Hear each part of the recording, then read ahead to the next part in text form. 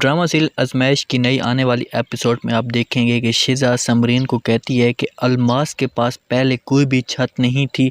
जैसे ही उसे छत मिली है तो वो कोशिश कर रही है मालकिन बनने की, लेकिन वो उसका ख्वाब है, मैं ऐसा कभी भी नहीं होने दूंगी। समरीन ये बात सुनकर शिज़ा को बोलती है कि बस ख्याल करना कहीं कुछ ज़्यादा गड़बड़ ना हो जाए। इस एपिसोड में आप ये भी देखेंगे कि तोफ़ैल साहब अलमास को कहते हैं कि आपकी बेटी, मैं अपनी बेटियों के ऊपर कभी भी बर्तरी नहीं दे सकता। आप जब से आई हो अपनी बेटी की तारीफ़ें करती जा रही हो, आप अपनी एक बेटी को कंट्रोल नहीं कर सकती। मेरी बेटियां देखें कभी कहीं भी नहीं जाती। जिस पर अलमास तोफ़ैल साहब को यकीन दिलाने की कोशिश करते हैं, लेकिन वो कहते हैं कि बस बहुत हो गया, मैं अब आपको इस घर में मज़ीद बर्दाश्त नहीं कर सकता। अलमास शिज़ा के बारे में बात करते हैं तो जिस पर तोफ़ैल साहब गुस्से में आकर अलमास को थप्पड़ मार देते हैं और कहते हैं कि बस मैं अब एक मज़ीद लफ्ज़ भी अपनी बेटियों के लिए नहीं सुनूंगा। जिसमें अलमास रो कर अपने कमरे में चली जाती है। निम्र अपनी माँ की ये हालत देखकर उसके पास चली जाती है और उसे कहती है कि माँ जी,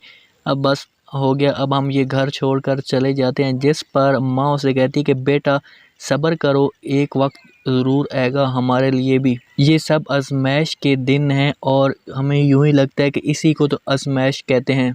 निम्रा माँ की ये बात सुनकर माँ को बोलती है कि माँ जी, ये कौन सी आजमाइश है जो हमें सुख का सांस भी यहाँ पे नहीं लेने देती। दूसरी तरफ आप ये भी देखेंगे शिज़ा राफ़े के साथ बाहर घूमने के लिए जाती है और अलमास को जाकर कह देती है कि अगर तुमने मेरे वालिद को बताया तो इससे भी ज़्यादा मैं आपका बुरा हशर करूँगी।